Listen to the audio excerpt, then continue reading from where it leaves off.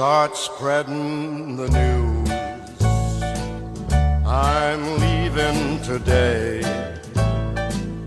I want to be a part of it. New York, New York.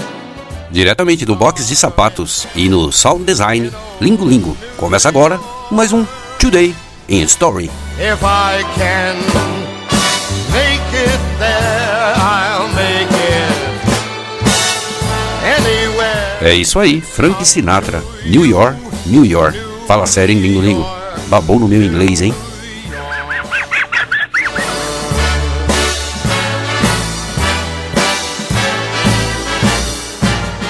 É exatamente de Nova York que ele vem. Filho de um pai vigarista que vendia óleo de cobra como remédio milagroso. Vivia viajando e iludindo mulheres em toda a parte. E é filho também de uma mãe cristã que suportou as adversidades e criou os filhos fazendo o seu melhor. Estamos falando de quem? John G. Rockefeller. Anjo ou demônio? Isso só Deus poderá responder. Nascido em 1839, um período de muita pobreza, Rockefeller começa a trabalhar muito cedo. Devido à ausência do pai, as dificuldades eram enormes. Ele trabalhou como engraxate, vendedor ou ainda fazia algum reparo para os vizinhos. Aos 16 anos, conseguiu seu primeiro emprego. Ele tinha feito um curso rápido de contabilidade e conseguiu entrar como assistente. Acreditem, o seu primeiro dia de trabalho foi comemorado a vida toda. Inclusive, tinha mais importância que o seu próprio aniversário. John amava o trabalho. E mais, ele amava as oportunidades que o trabalho lhe proporcionava.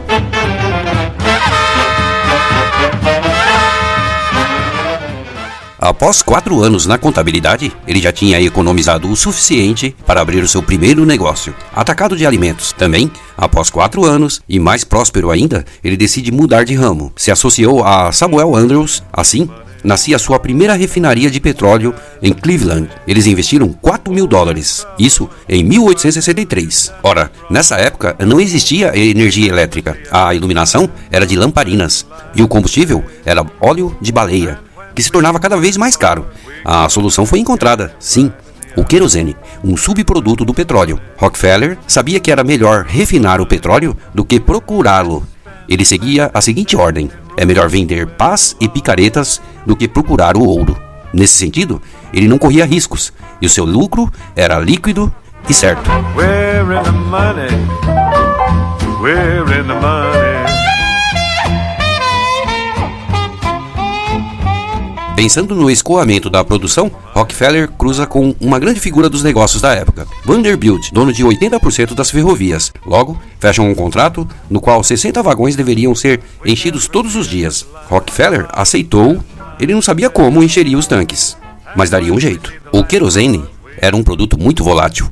Volta e meia, casas eram incendiadas. Então, mesmo mais barato, a maioria da população resistia a usá-lo. Foi aí que John Rockefeller se diferencia, criando um querosene mais seguro e uniforme, com embalagens adequadas e levando a marca Standard Oil, ou seja, óleo padrão. O sucesso foi imenso e não só cumpriu seu contrato, mas ainda aumentou o uso do transporte ferroviário. The best things in life are free, but you can give them to the birds and bees. I need Atento ao mercado, Rockefeller também negocia com o concorrente de Vanderbilt, era Tom Scott, e consegue uma diminuição de frete em 40%.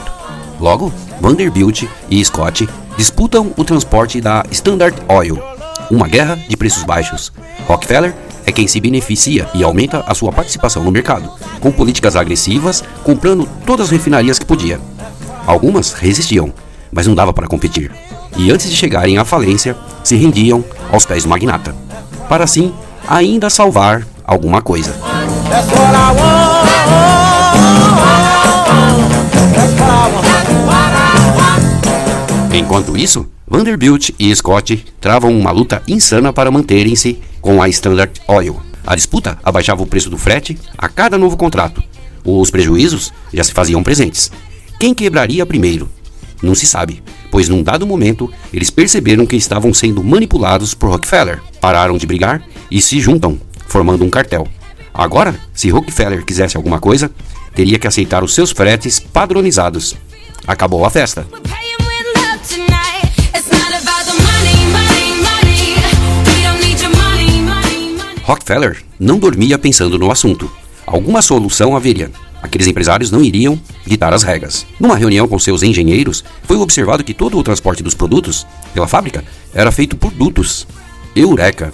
Mas será que seria possível transportá-los assim a longas distâncias? Se era possível, só um homem na Terra o faria: Rockefeller. E é assim que nasce o primeiro oleoduto, com 6.000 quilômetros. Afinal, quem precisa de ferrovias? Everybody looks to their right. Can you feel that? Yeah. We're paying with love tonight. It's not about the money, money, money. As ferrovias dependiam muito da escoação de produtos de Rockefeller, e 33% pedem falência. As ações desabam e o desemprego se avoluma. Tudo isso deu origem à primeira grande crise americana. A bolsa fechou por 10 dias. No entanto, o magnata aproveita o desespero geral e compra todo tipo de empresas, expandindo e eliminando a concorrência. É nessa época que o empresário detém 90% do refino de petróleo mundial. O seu império era inexpugnável. Mas tamanho sucesso chamou a atenção do governo e dos juristas. O Congresso Nacional aprova a Lei Antitrust, na qual impedia um monopólio. Por 20 anos, Rockefeller e seu exército de advogados resistiu, mas não teve jeito. A Standard Oil teve que ser dissolvida em 34 outras. O controle sobre a indústria de petróleo foi reduzido, mas os seus lucros não. O valor das empresas combinadas cresceu 5 vezes ao longo de 10 anos. Sua riqueza chegou a $1 trilhão. Now that ain't working, that's the way you do it. Fazendo umas contas aqui, eu tenho dinheiro pra ficar sem trabalhar até eu morrer. O dinheiro que eu tenho aqui dá pra ficar sem trabalhar até morrer. Só que o problema é que pelas contas eu teria que morrer hoje, daqui 1h30. Refrigerator, we got some movies, color TV. O empresário sofria de alopecia. As suas preocupações o deixaram sem todos os cabelos e bigode. Aos 53 anos, ele era um senhor débil, fraco, do tipo daquela pessoa bem castigada pela vida.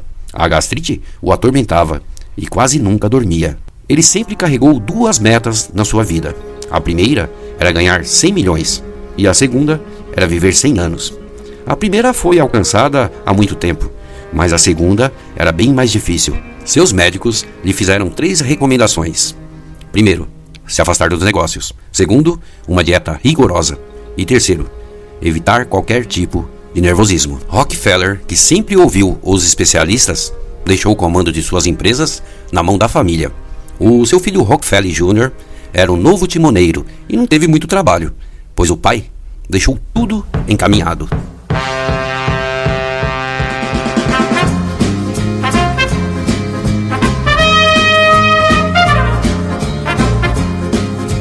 O fato de Rockefeller ser sempre atacado pela mídia e por governos provavelmente o levou a tentar resgatar e reverter a sua impopularidade. Ele sempre foi econômico, mas nunca deixou de realizar doações, e mesmo no início da carreira, sempre cumpriu as suas obrigações na igreja. Aliás, havia 2 lugares em que você o encontraria fatalmente: na empresa ou na igreja. Sim, na escola bíblica, onde lecionava as crianças. Várias faculdades batistas foram criadas por ele, incluindo a famosa Universidade de Chicago. Ele apoiou Yale, Harvard, entre outras, e também criou a sua própria universidade, a Universidade Rockefeller, e depois a Fundação Rockefeller, que, entre tantas coisas que fez, erradicou várias doenças endêmicas na América toda. Mas também é fato que se envolveu com coisas bem erradas. Sabe-se que foi apoiador da eugenia, a ideia de um ser superior, financiando também práticas separatistas e preconceituosas. O darwinismo fazia parte da sua mente, e que mais tarde vimos no que deu com Adolf Hitler. Também levou muitos à miséria, com sua política agressiva de negociar.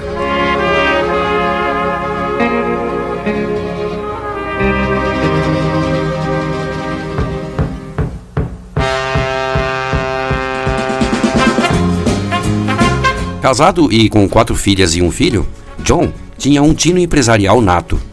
Disso ninguém pode discordar. Lembram-se de como ele estava ruim de saúde?